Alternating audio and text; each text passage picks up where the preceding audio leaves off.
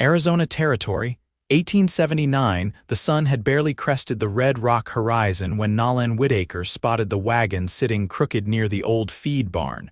One wheel snapped clean off, and the mule long gone. It was the sort of wreck that told a story fast, ugly, and over too quick. He slowed his horse, Dusty, narrowing his eyes as he scanned the area. Something was not right.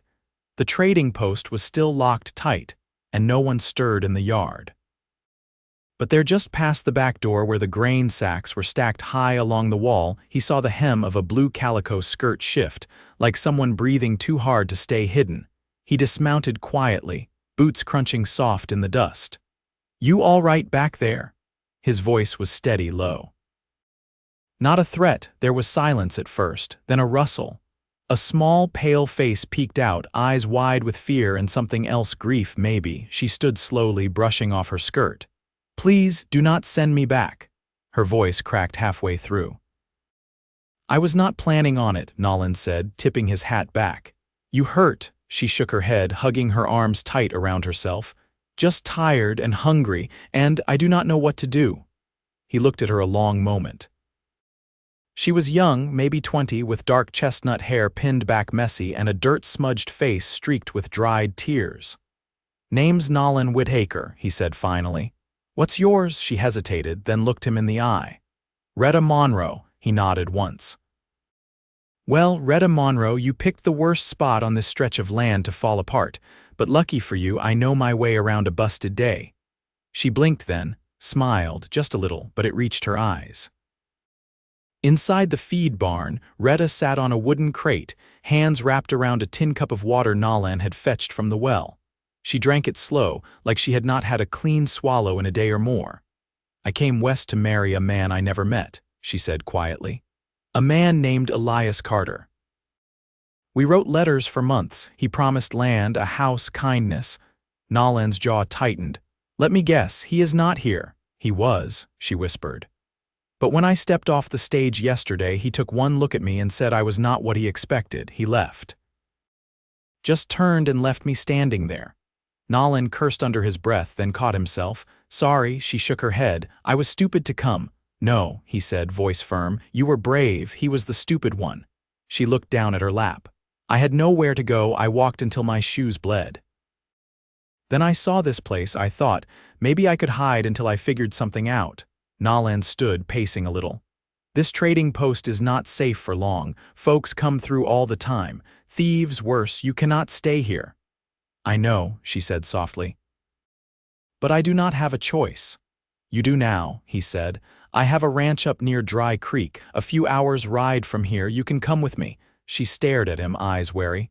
"Why would you help me?" He looked at her, really looked. "Because no one else did. And because I do not believe in leaving someone behind." By early afternoon, she was bundled in one of his old coats, riding behind him on Dusty. She held on tight, her small hands wrapped around his waist, head tucked lightly against his back. He said little.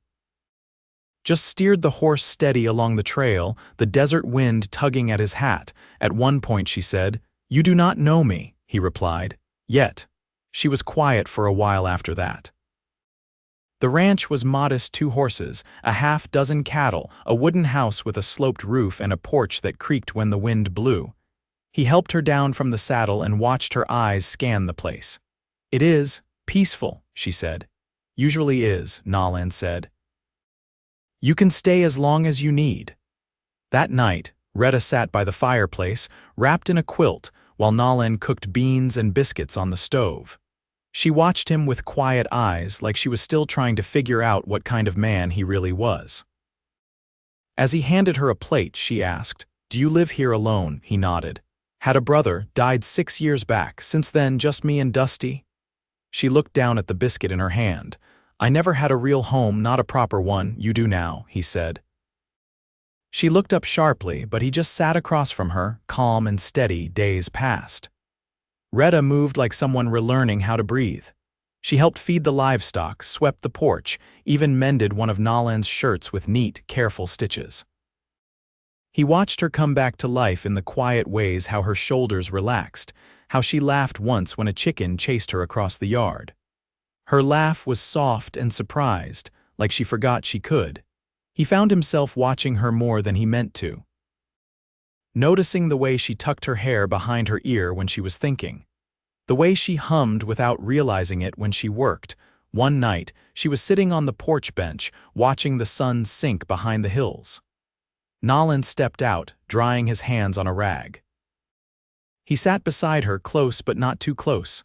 "Thank you," she said after a moment. "For what? For seeing me, for not turning away." He looked at her, the soft gold light catching her profile.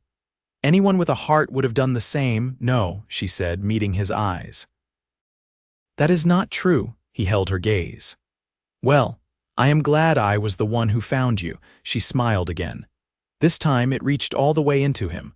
One morning, about 2 weeks after she arrived, Rhetta came out to the corral where Nolan was tightening a saddle strap. She stood by the fence, fingers resting on the wood. "I want to stay," she said. He looked up. "You already are." "No," she said. "I mean, I want to stay with you, not just here, with you." He stepped around the horse, wiping his hands. "Are you sure?" She nodded. "I came here looking for a man who would build a life with me. I thought I lost that, but then I met you." He walked up to her, close enough to feel her breath.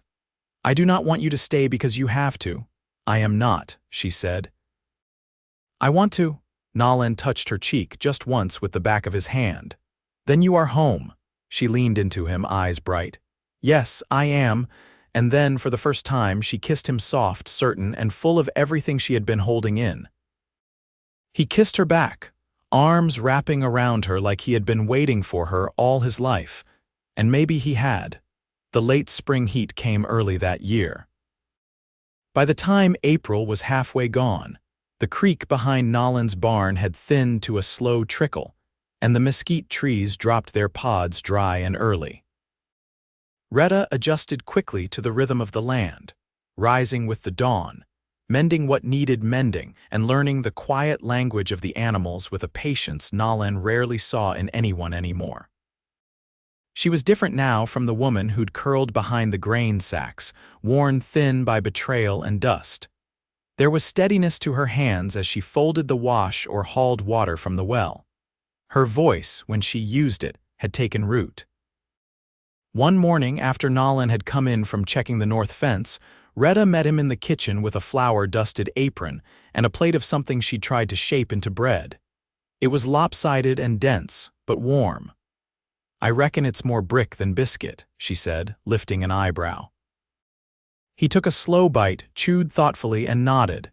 "Tastes like you meant it." That made her laugh, soft and full. She leaned against the counter, wiping her hands. "My mother used to say women ought to know 3 things: how to keep a fire, how to clean a wound, and how to leave with less than they came with. She never taught me how to stay." Nolan set the half-eaten bread down and leaned his arms on the table. "You still talk to her?" She died in Missouri. "Fever took her the year I turned 17. He nodded once. "My ma passed the winter I turned 20. Snow came down heavy that year and we couldn't get her to town in time." They sat in the hush that followed, the kind that didn't need rushing. Outside, Dusty nickered softly and the wind stirred the dry grass in long whispers. "You ever get tired of the quiet?" she asked, watching the dust float in the light from the window. "No," he said. "Most days it's the only thing that listens." That night she stitched by lamplight while Nolan sanded down a broken yoke. The fire burned low, casting long shadows against the walls. Rhetta set her needle down, watching his hands work. "You ever think about leaving here?" she asked. He didn't look up. "Used to. Thought I might head north once, maybe to Colorado, but it always felt like running from something I hadn't faced yet. And now I got something worth staying for." Her breath caught just slightly and she looked down at the fabric in her lap. "You sure it's not just kindness?" He set the yoke aside and walked over, slow and deliberate. "I've been kind to a lot of folks, never wanted to build a life with any of them." She didn't move away when he took her hand, rough fingers closing over hers. "I don't know how to be someone's wife," she said, barely louder than the fire. "You don't have to know," he said. "Just stay. We'll figure it out together." The next morning, she was already outside before he came down the steps, feeding the chickens in a pair of worn boots he hadn't seen her wear before. "You always up this early?" he asked, rubbing the sleep from his eyes. She looked over her shoulder. "I like the way the light looks before it touches everything. Feels like a promise." He watched her a moment, the way her hair caught the early sun, then stepped off the porch and joined her without another word. That evening, she started sketching a pattern for a small herb garden by the shed, pressing a stick into the dirt to mark rows. "Never had a patch of land to call mine," she said. "You do now," he said beside her. She didn't answer but reached for his hand and squeezed it once. That night, Nolan added another log to the fire while Rhetta folded the quilt at the foot of their bed. She paused, looking at the stitches. "You think we'll still be here come winter?" "I plan to be," he said, pulling off his boots. She nodded once, turned down the lamp, and climbed in beside him. The room held the scent of the desert wind and her rosemary soap. He wrapped an arm around her waist, and they settled into the quiet together, the kind that grows when two people know they're no longer alone. Outside, the stars stretched over the land, and the wind carried no sorrow. By mid-May, the cottonwoods along Dry Creek had pushed out full leaves, their silver-green undersides turning with every gust. The wind carried grit and heat across the yard, drying laundry fast, but lifting the corners of the roof tarps Nolan had tacked down the previous year. On the third morning of the month, Rhetta pressed her palm flat against the sill and watched the breeze tug at the garden stakes she'd wedged into the earth by the shed. The rows had taken root. So had she. Nolan came in from the barn, wiping his hands on his trousers. "There's a man passed through town asking about a woman come west to marry Elias Carter." She turned, slow. "Did he say who he was?" "Didn't give a name, just said he was kin. Wore a gray vest and carried himself like he meant to be listened to." Her jaw tightened. "I have no kin worth sending. He didn't press, left town the same afternoon." He stepped closer. "But I thought you ought to know." "Thank you," she said, voice even. He looked at her a moment. "You want to leave it be?" "I do. If someone's looking to drag me back into what I left, they'll have to be braver than that man." That night, Rhetta lit a lantern and sat on the back steps, watching the moon rise over the ridge. Nolan joined her, carrying a mug of chicory brew. She nodded toward the sky. "My father used to say a man can lie all day, but the moon knows what's true." He sipped without answering, letting the silence stretch. "You think it's foolish to believe a place can change a person?" she asked. "No," he said. "I think it's the only kind of change that lasts." She leaned back on her hands, shoulders relaxed. "When I left Missouri, I didn't think I'd make it past the first night alone. You did.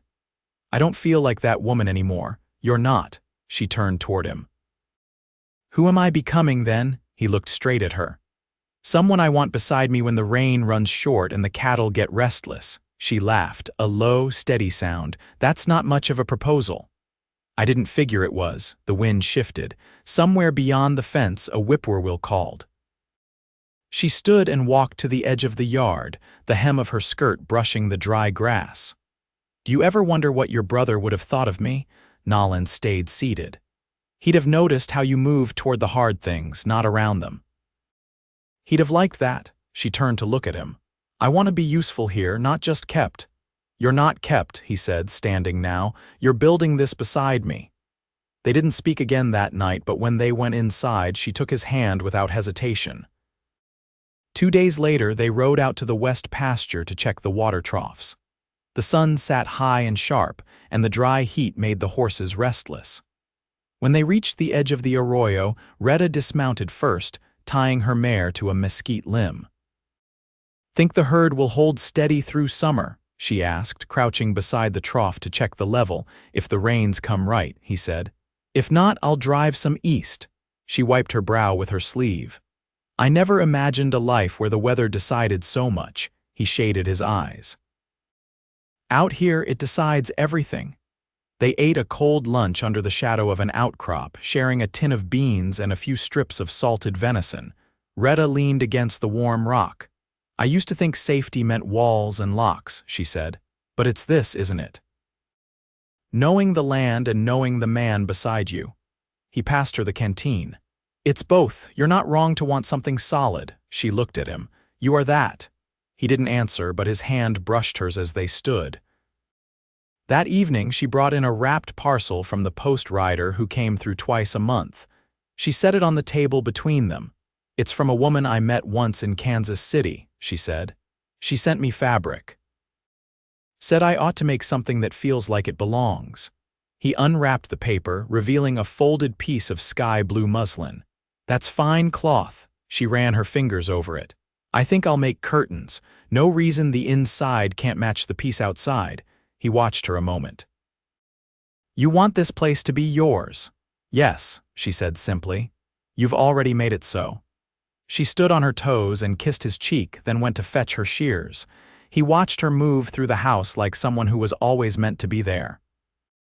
That night he laid a hand on her back as they settled into bed. I meant to say something earlier. She turned her head toward him. You don't have to prove anything to me or this land. You've already done more than I ever expected. She rested her hand over his. I'm not proving anything. I'm just choosing it, every day. They lay still a long while after that, the only sound the wind moving through the eaves. Come morning, the blue fabric hung in the windows. The light through it turned the room gentle. She stepped back to admire it, then looked at him. He nodded once. Looks like it belongs. So do I, she said, and she did. The June sun beat down hard and flat across the ranch, turning the soil brittle and the air sharp with heat. Rhetta moved slower now, measured in her steps as she paced the edge of the new chicken wire fence Nolan had strung along the back of the yard. The wire gleamed in the light, neat and taut between cedar posts. She ran her fingers along it, calluses catching on the metal. I could start penning in some kitchen herbs along this edge, she said, not turning. Nolan tipped his hat back, squinting toward the shed. If you do, I'll build a lean-to so the sun doesn't burn him off the stalk. She nodded, still watching the fence line. I like the way you think. He glanced at her, then toward the hills where the dust rose in long ribbons. You see that? She shaded her brow. Riders? Just one, he said. Headed this way. They waited until the figure drew near, dust coating the mare's chest and legs. The man rode easy, his hat pulled low. He dismounted slow, boots grinding into the dry earth. Name's Calvin Darden, he said, voice hoarse. Looking for Nolan Whitaker. Nolan stepped forward. You found him. Calvin nodded once. They're looking to buy cattle down in Bisbee. Heard you've got stock worth hauling. I might, Nolan said. Depends on what they're offering. Rhetta stayed quiet, eyes on the horse. She noticed the saddle's cracked leather and the way the animal's ribs showed faint beneath the hide. Your mare's dry, she said. Come on, I'll show you the trough. Calvin followed her with a nod. Nolan watched them go, one hand resting on his belt. Later, after Calvin had eaten and spread his bedroll under the lean of the barn, Nolan and Rhetta sat on the porch steps, their boots resting on warm wood. Man looks worn down, she said. He's been riding a while, Nolan replied. And he's not being plain about why. She reached for the mug beside her, the clay rim still warm from the stove. You think he's trouble? Not sure yet, Nolan said. But I've lived through enough lean years to recognize a man who's running short. The wind stirred just enough to lift the edge of her sleeve. She brushed it down without looking at him. I don't want to lose what we have here. He turned his head toward her. You won't. Well, she said, maybe I'd rather hear your thoughts than your reassurances. He hesitated, then leaned forward, arms resting on his knees. If he comes back through with a fair deal, I'll sell 5 head, not more, not enough to break us if it goes bad. She nodded slowly. Fair. They sat in quiet as the light faded, the sky bleeding from gold to rust. When she rose to gather the lantern, he caught her wrist gently. I don't say it often, he said. I know. He looked up at her, eyes steady, but I see you.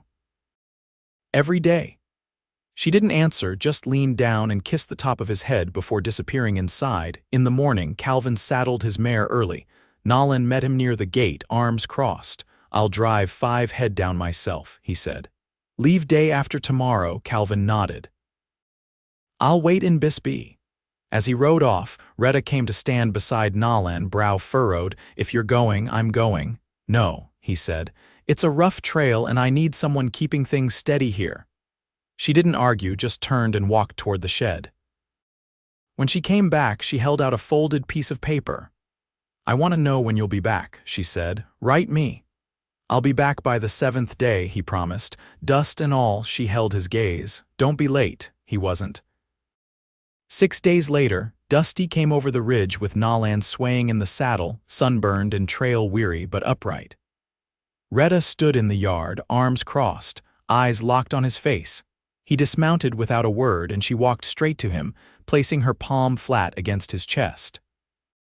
"You did all right then?" she asked. "Fair price," he said, "and I missed you more than I ever thought possible." "I kept the place standing," she said. "Even fixed the north gate." He grinned, slow and genuine. "You're better than any man I ever hired." She stepped back enough to look him over. "You're thinner. Could be your cooking spoiled me." "Careful," she said. "I might take offense." That evening they sat at the table while the stew simmered low. Nolan reached into his satchel and pulled out a small parcel wrapped in cloth. "For you." She opened it slowly, revealing a pair of sewing scissors with engraved handles. "I saw them in a shop window," he said. "Didn't want to come home empty-handed."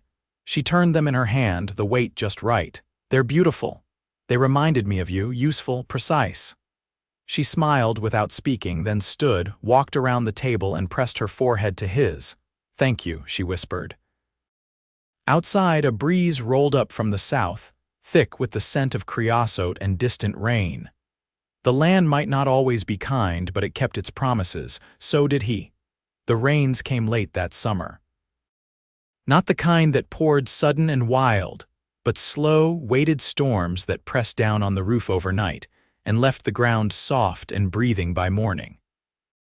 On the 3rd day of the weather holding, Rhetta stood by the open door in her bare feet, watching the water run in threads down the porch steps. "I never did like the sound of thunder growing up," she said. "Used to think it meant something was coming to take what little we had." Nolan sat at the edge of the table, oiling the hinges of the front door. "You still feel that way?" She shook her head, arms folded loosely over her chest. "No, not here." She glanced back at him. "Here, it just sounds like the land remembering where it came from." He smiled, quiet and easy, then wiped the hinge clean and slid the pin back into place. "You've got a way of saying things like they already belong in a book." "I used to write things down at night," she said. "Just scraps. Sentences that didn't go together. I stopped when I left Missouri, felt like there wasn't anything left worth putting to paper." He stood and walked over, brushing a hand along her back as he passed. "Maybe it's time to start again." That night, after supper, he pulled a small ledger from the shelf near the stove, one with blank pages he'd never found use for, and set it beside her tea on the table. She didn't say anything, just ran her fingers over the cover like it was something sacred. In the weeks that followed, as the ground drank its fill and the hills turned a hazy green, Rhetta began writing in the evenings. Not long entries, just small things, a line about the smell of wet wood, a description of Nolan's voice when he called in the mule from the far field, a memory of her mother's hands shelling peas in a tin basin. One afternoon, as she sat in the shade of the shed with her skirt pulled up to her knees, planting sage in the new bed he'd carved out for her, she said, "I want to be married before the first frost." Nolan paused where he was stacking kindling near the fence. "You mean proper?" "I mean standing beside you with a promise between us that doesn't need ink or a preacher but still counts all the same." He stood and dusted his hands. "I'd marry you today if you asked." She looked up at him, the sun warm across her cheek. "Then let's do it before the weather turns." "I'll ride to Safford tomorrow," he said. "There's a circuit judge makes the rounds. I'll bring him back." When he returned 3 days later, the judge riding behind him with a ledger and a worn coat, Rhetta had laid out the clean linens and pressed the ash-gray dress she hadn't worn since Missouri. She didn't fix her hair fancy, just braided it down her back and tied it with a strip of old ribbon. They stood side by side in the yard, the wind rustling the cottonwood leaves above them, and said their vows with nothing between them but the air and the land. The judge said little, his words simple and firm, and when he was done, he nodded once and turned to go. Rhetta didn't wait for Nolan to kiss her. She reached up and did it herself, with both hands on his face and her whole body leaning in like she'd waited her whole life for it to be only this moment, and no other. That night, they sat on the porch as the moon rose pale and full above the hills. She rested her head against his shoulder, her hand in his, and they didn't speak for a long while. Eventually, she said, "I used to think love was something that had to be loud to be real. And now I know it's the quiet that proves it." He kissed the top of her head, slow and sure. "Then we've got all we need." Years passed, and the land gave them both hardship and harvest in turn. Rhetta's herb garden grew full and wild, feeding the kitchen and filling the house with the scent of rosemary and mint. Nolan built a second barn with his own hands, and when the roof caught fire one dry autumn, she was the one who beat back the flames with a blanket and a bucket. They never had children, though not for lack of wishing. But the ranch was never empty. They took in a boy once, a drifter who'd lost his mother outside Fort Bowie. He stayed 3 years before heading east to learn the blacksmith's trade. He wrote them letters twice a season, and when he married, he named his first daughter Rhetta. On their 10th anniversary, Nolan carved her a cedar box and lined it with blue muslin. Inside, she kept the ledger he'd given her that first summer. The pages were full now, some faded, some crisp, all of them carrying the shape of the life they'd built. They grew old together in the way people do when the land softens their bones and seasons their hearts. He lost most of his hearing by the time he turned 65, and she teased him for it, writing what she wanted to say on the rough back of feed sacks and holding them up with a grin.